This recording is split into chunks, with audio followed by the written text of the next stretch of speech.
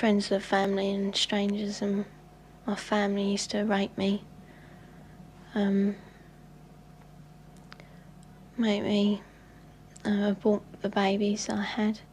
It would be hard to imagine more misery and suffering than what Teresa says she's had to endure. And us kids would be made to do things with the adults and the animals, and then a sacrifice would happen. The sacrifice, were these animal sacrifices? Animals and people. On what scale do you think this was happening? Enormous, far beyond what we've ever heard of here before. Teresa's mother, Bridget. You're talking about mass murder? Yes, on a scale that this country's never heard of before. Like the old people's homes now, only these are... For the first time, Teresa is learning what it's like to live with love instead of fear. Pretty though. In this quiet English village, with the help of her mother, she's slowly repairing her broken life. Teresa is now 15, but at the age of 2, she was left in the care of this woman, the grandma she called Nan. And that, she says, is when her torment started. Who was the leader? Who was the boss of the gang, of the cult? At home it was my Nan. Your Nan made you have sex with animals? Yeah. Like goats and donkeys. The story of Teresa is a story almost too horrible to recount. A case of child abuse that goes well beyond the kind of things we normally associate with the abuse of children. In 27 years of reporting, it has to be one of the most painful stories I have ever had to tell. How many men or how many people would have sex with you? What, at one time? Yes. About everyone who was there, which must have been about 20. You know, from 10 to 20 people. If it was a big ceremony, it used to be 30. What would your grandma be doing when these men were forcing themselves on you? Usually laughing. Or smiling. Or having sex with another man. Or other men. A chronicle of debauchery and depravity so horrific it's hard to believe. You have to ask yourself, could Teresa be just making it up? No. I know what's true and what's not. No, I know what I saw. Children don't make up elaborate lies that this would have to be if it was a lie, which I know it is not. It isn't. This couldn't be a terrible dream, a nightmare that you're reliving? No. It's no dream. It's a nightmare, but it's not one you can wake up from. It's there all the time. This really happened? You're quite sure of that? Yeah. The police don't think Teresa made up a story. Some of the cult members are to stand trial. 5 men have been charged with rape. As for Nan, the grandmother, she's 61 and lives in this council flat in South London. She's charged on 7 counts of aiding and abetting rape and 2 counts of performing abortions on Teresa. If you're finding this hard to believe, so did I at first. But then there are the medical reports, evidence of sustained sexual abuse. And there's this, a statement prepared for 60 Minutes by Teresa's psychiatrist. It says, in my opinion, Teresa's account is not the product of a psychotic illness, nor the figment of a fertile imagination. I believe her to be telling the truth. I know what's true and what's not. We also took Teresa's story to this man, therapist Ray Wire. He reads a transcript of our interview and listens to her voice. It's no dream. Few people, if any, in Britain have counselled as many victims of satanic abuse or Satanists themselves as Ray Wire has. If there is an expert on satanic cults, it would have to be him. Do you believe Teresa's story? I believe Teresa's story.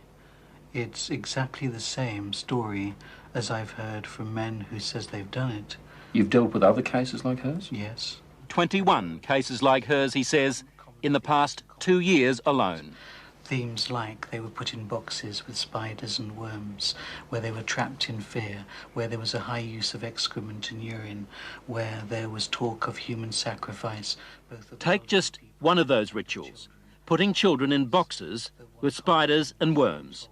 Now, listen to what Teresa told her mother. And they had a coffin-like box that children were put in with spiders and snakes and the lid shut and left in there.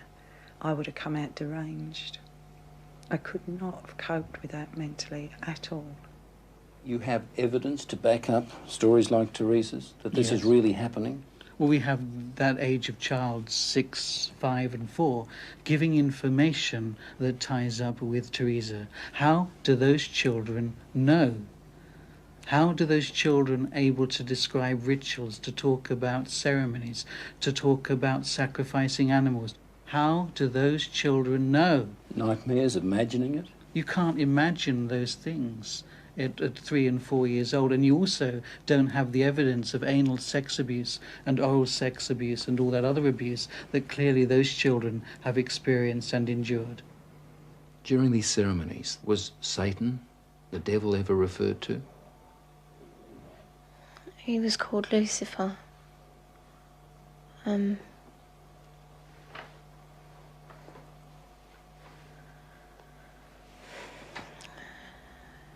What did they say about the devil, about Lucifer?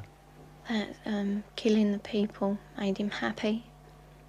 Sacrifices to please the devil. According to Teresa, the worst rituals took place at a house somewhere in the country. It was big, expensive. From the front, it looked like a castle. It had a long drive and big double wooden doors. Do you think they were rich people then? Very rich.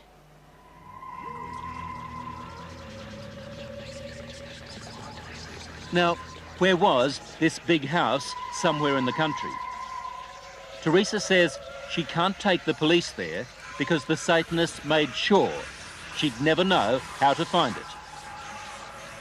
Teresa was always drugged, or on a couple of occasions she says she was knocked out, so that she never fully knew the route.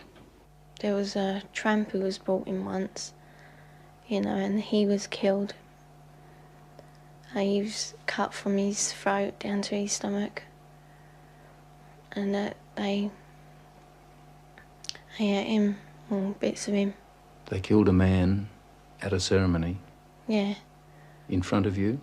Yeah, in front of all of us. Did the tramp, did this man fight back? No, I think he was, drunk or something. He seemed really dopey. He was laughing a lot when he was brought in. And he started screaming when they began to cut. But after a while, he died. I'd seen a few killings before then. Although I wasn't used to it, that was the worst one. I really don't know what I thought. I suppose I thought, thank God it's not me. Let me get this right now. Are you saying that you saw more than one person killed in that house? Yeah. I've seen loads of babies killed there, just newborn babies, or aborted ones which were only small. 4-year-olds. Any age, really. Did they ever say they might kill you? They threatened to kill my little girl, who, when I left, was still at the house. A friend? Huh? What little girl? My little girl, Alex. She's about 4 now. You mean you had a child? Yeah. How old were you when you had that child? 11. Motherhood at the age of 11. I never talked about But it. from what Teresa told her mother, it wasn't the only pregnancy. We think about 7 or 8 times. It's hard to say. It was constantly happening from the time she was capable of being pregnant. What happened to the pregnancies, to the babies? They were aborted by my nan or by one of the doctors at the house. There were doctors there at that house? Yeah, there was 2, I think. Yeah, and a nurse. What would happen to the fetuses, the unborn babies? They used to be taken away most of the time, and one time the baby was taken out of me and then killed in front of me because it was still alive. And then, what would happen? Well, after they killed it, they would eat it. Well, we were also made to eat it. You were made to eat your own fetus. Yeah. Who made you do this? My nan. You'd think the one person in the world you could leave a little girl with would be Grandma. Someone to give her love and protect her from harm. Yet, when Teresa was left to live with her grandmother, they might as well have handed her to the devil himself. Grandmothers, I mean, the vision it conjures up for you, a sweet old lady with grey hair, rosy cheeks, holding her arms out to love her grandchildren. And it was exactly the reverse. But why was Teresa living with Nan in the first place and not with her mother? Well, when my first marriage broke up, I took the children with me and couldn't cope. So I gave them to their father, who in turn moved to his mother's. To Nan's place? Yeah. And when he left the Nan's place, he left the children there. How do you feel now towards her grandma and the other people who did all those things to your daughter? They disgust me. They are the worst form of life this earth has had the misfortune to create. Vile. Did you ever try to run away? You must have been frightened. A couple of times I did, but my uncle, he caught me and brought me back. Going to the police? Did that occur to you? No. No. I thought it was normal, you know, even though I didn't like it. You know, I mean, you don't like to eat greens, but you know, somehow, I thought it was just her being called to be kind or something like that. She said to me it was something that everybody did, she thought, you know, like you don't like going to school or the dentist, you don't like going to the black masses. It was never any different. I didn't have nothing to compare it to. All part of life, Teresa thought. Even a miscarriage one day at school. Yeah, I asked the teacher if I could go to the toilet, and she allowed me out. I went into the toilet and the baby was in my knickers. I thought it was dead, but it wasn't. It was still moving. And yet no one at school knew? No. Saw anything? No. Or if they did, they didn't say.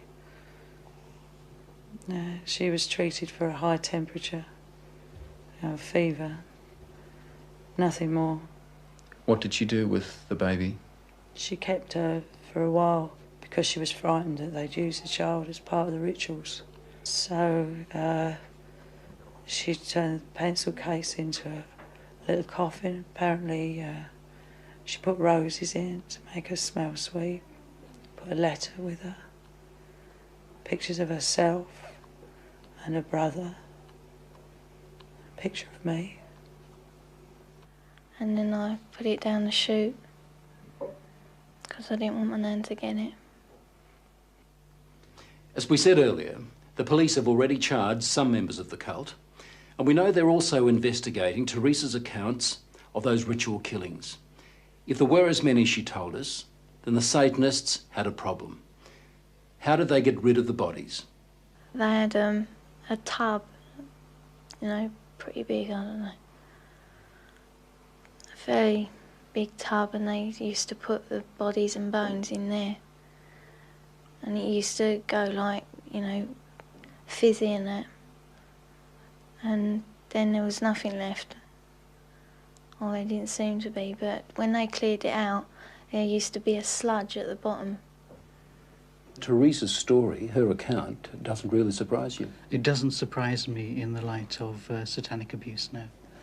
Do you get frustrated with people who just won't accept that these things do happen? Yes, because I've worked with murderers in prisons for years. Not that long ago, a boy was found in a forest in southern England without a head. We have no doubts that men can do that. And yet when we start talking about men within Satanism who actually believe in evil and it's the right to express evil, we suddenly have a doubt. As I was leaving Teresa's place, she handed me this note. It's addressed to the film crew.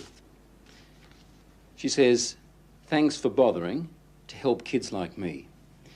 I hope it helps." On the other side, there's a poem Teresa made up while she was staying at Nan's place. She calls it Nothing Left. Nothing left. I would scream, but there is no voice left. I would cry, but there are no tears left. I'd fight, but there is no strength left. That was just part of our investigation of Satanism in Britain. We're also gathering evidence about the activities of such cults here in Australia.